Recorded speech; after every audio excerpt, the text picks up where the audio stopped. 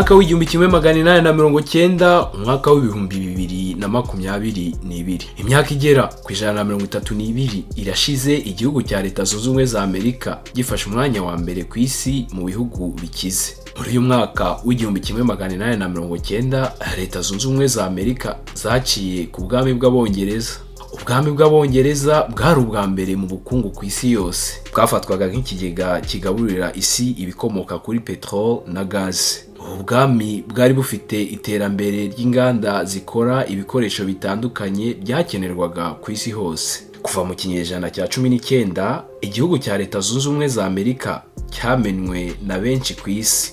Iki gihugu kigizwe na leta 50 gifite umusaruro mbumbe cyangwa GDP, Gross Domestic Product, ya trillion zisaga 23. Twabibutsa ko trillion imwe ingana na biliyoni igihumbi. Mu mvugo yumvikana, GDP y'igihugu ni umusaruro mbumbe w'ibikorerwa imbere mu gihugu, byaba ibicuruzwa igihugu cyohereza hanze ndetse n'izindi serivisi zikorerwamo imbere. Ubushinwa ni igihugu cya kabiri gifite GDP ingana na trillion 17. Igihugu cya gatatu ni Ubuyapani bufite trillion 5. Intara ya California, imwe mu ntara 50 zigize igihugu cya Leta Zunze Ubumwe za Amerika, ifite GDP ingana na trillion 3. Ibi bivuze ko ubukungu bwayo buri imbere y'ubw'igihugu cy'Ubwongereza gifite GDP isaga gato trillion 2. Ingengo y'imari ya gisirikare ya Leta Zunze Ubumwe za Amerika ingana n'ingengo z'imari za gisirikare z'ibihugu 10 biyikurikira mu kugira igisirikare gikomeye ku isi. Aha turavuga ibihugu nk'Uburusiya, Ubushinwa, Ubwongereza n'ibindi byose tubiteranyije. None se ni iki cyatumye iki gihugu kibasha kugera kuri ubu bukungu buri hejuru bene aka kageni kuva mu kinyejana cya 19 ndetse bikaba byarakomeje bityo kugeza ubu? Ni ayahe mabanga ahishe ukuzamuka k'ubukungu abatuye isi bakwigira kuri iki gihugu? Mu gihugu icyo ari cyo cyose, abaturage nibo bukungu bw'igihugu. Ni iki kidasanzwe abaturage batuye iki gihugu kuva cyabona izuba bakoze maze bagaha umwitangirizwa abaturage bo mu bindi bice by'isi nk'aho bo bahumirije? Muri iki kiganiro cya Channel ntabwo tugiye kwibanda ku gukomera kwa Amerika, ahubwo tugiye kugaruka ku bikorwa bigarukwaho n'abahanga byakozwe n'abaturage ba Leta Zunze Ubumwe za Amerika bakagera aho bari kugeza ubu. Turagaruka ku mitekerereze ndetse n'imigirire yaranze aba baturage ndetse na leta cyangwa imitekerereze y'ubuyobozi bwari bubagaragiye. Niba utariyandikisha kuri uru rubuga rukugezaho ubumenyi butandukanye, wakora subscribe noneho ugakanda ku izina ry'uru rubuga Channel riri mu ibara ry'ubururu ritangijwe na hashtag riherereye munsi y'iyi video, ubundi ukareba ibindi biganiro byatambutse. Muri studio za Channel muri kumwe nanjye Joachim Mukiza. Naho mukanya.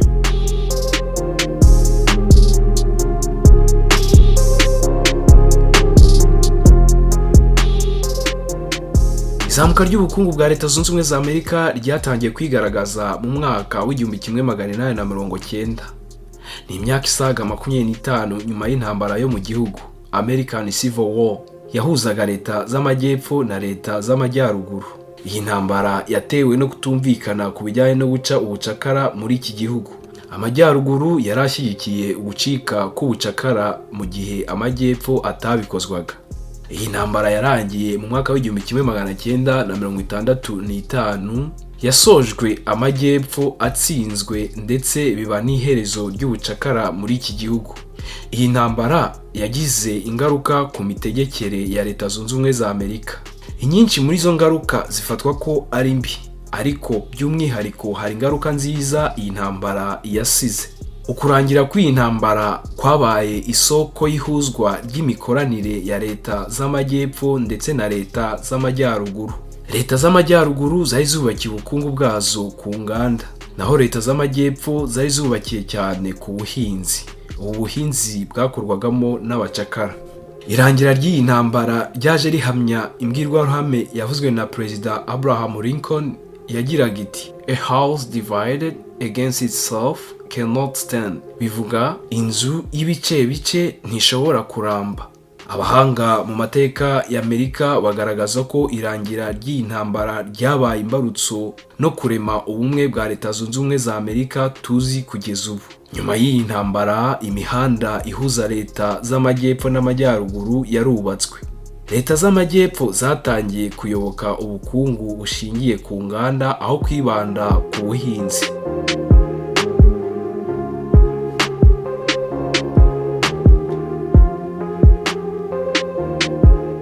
Munyemerere duhere gato mbere y'umwaka w'1800. Leta Zunze Ubumwe za Amerika cyari igihugu gisanzwe nk'ibindi byose. Ubukungu bwari bushingiye cyane ku buhinzi.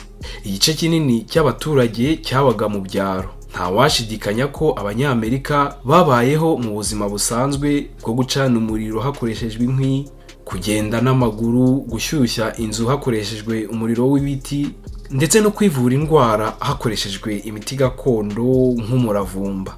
Icyizere cyo kubaho life expectancy ku banyamerika b'icyo gihe cyari hagati y'imyaka 33 na 47. Bivuze ko byari bigoye cyane kugeza ku myaka 50. Nyamara mu myaka y'1860 ishyira imyaka y'1900, iterambere ry'iki gihugu ryazamutse ku kigero gitangaje.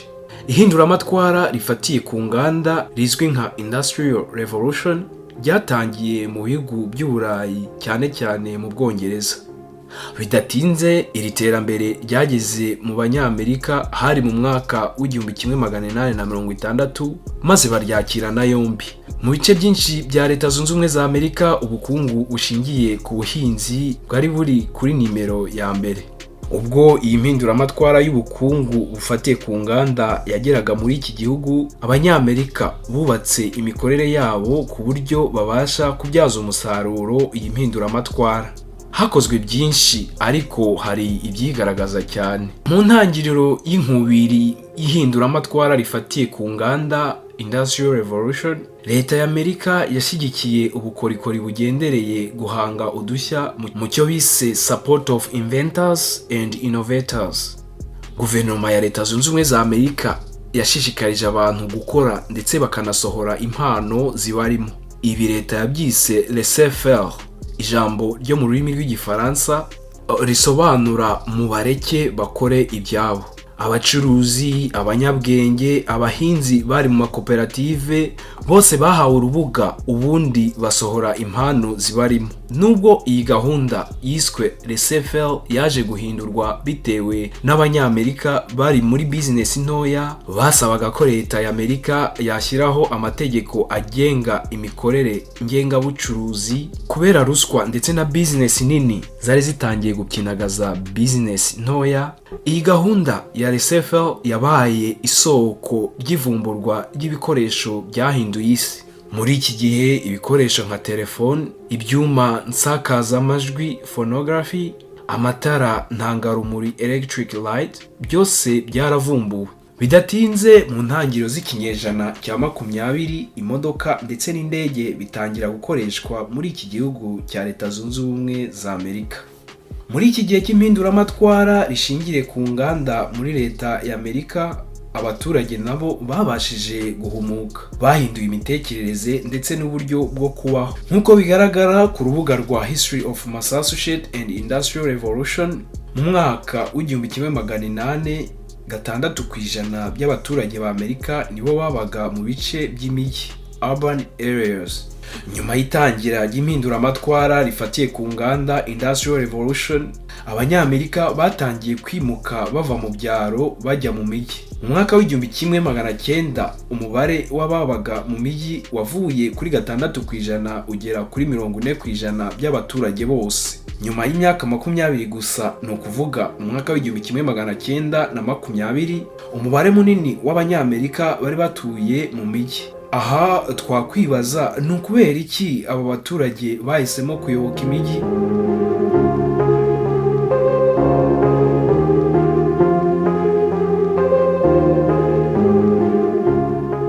Imwe mu mpamvu nyamukuru yasunikiye abaturage b'iki gihugu cya Amerika kuyoboka imijyi kwari ugusezerera akamenyero ko gukora mu buhinzi gusa, ahubwo bakayoboka imirimo yo mu nganda. Indi mpamvu igaragazwa n'amateka kwari ukwegera ibikorwa remezo nk'umuriro w'amashanyarazi, ubuvuzi ndetse no kwibumbira hamwe mu rwego rwo gushakira hamwe ibisubizo by'ibibazo bari bafite.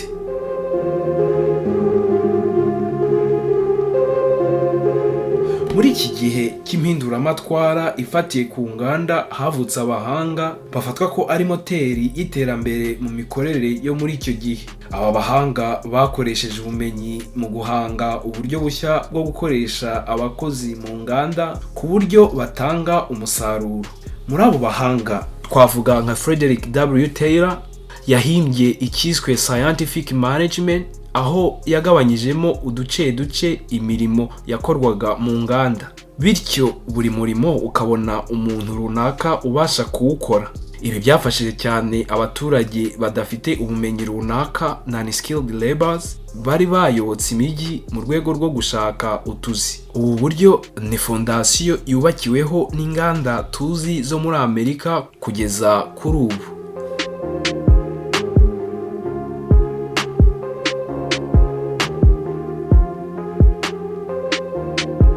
Iterambere rya Leta Zunze Ubumwe za Amerika nyuma y'intambara z'isi. Intambara ya mbere y'isi yarangiye mu 1918, iya kabiri irangira mu mwaka w'1945.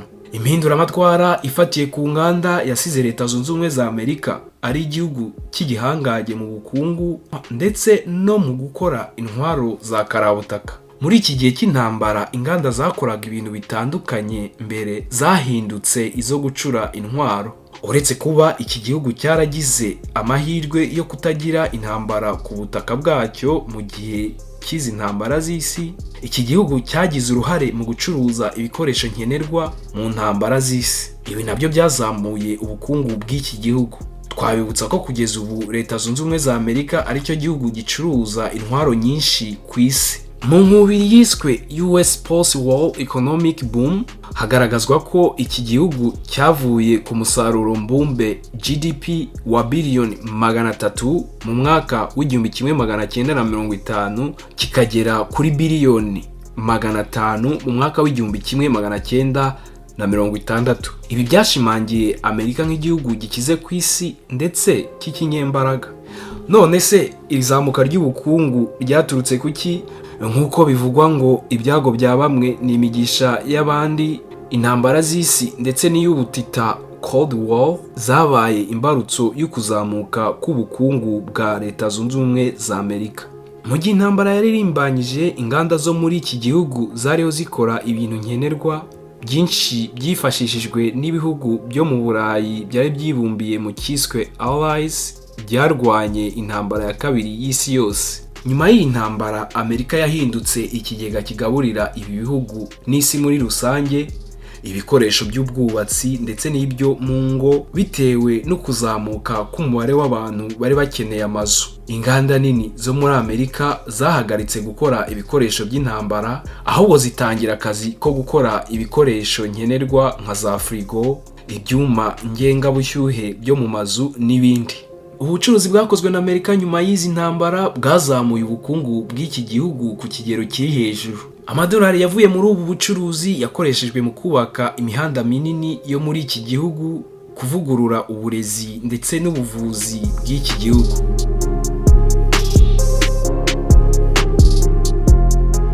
Leta Zunze Ubumwe za Amerika mu kinyejana cya 20 mu myaka y'1990 gishyira ikinyejana cya 21 kuva mu mwaka w'2000. Iki gihugu cyari gihagaze ku mwanya wa mbere mu bukungu bidasubirwaho. Abahanga mu bukungu bavuga ko cyari mu bihe bya economic calm. Ubukungu bwacyo nta muhengeri warimo namba. Umubare wa shomeri wari hasi cyane ku kigero kitigeze kibaho mu myaka 30 yabanje. Agaciro faranga ko ku masoko y'Amerika kari hejuru cyane.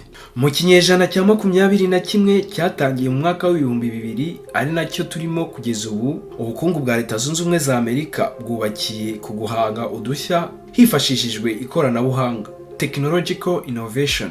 Iki gihugu kihariye amakompanyi afatwa nk'aya rutura ku isi mu ikoranabuhanga, technology.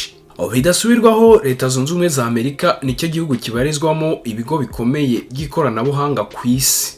Ibyo bigo ni nka Microsoft, Apple, Amazon, Google ndetse na Meta cyangwa Facebook.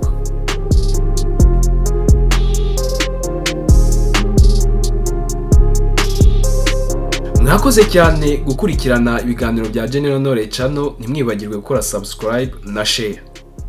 Tubifurije amahoro no guhirwa mu byo mukora byose.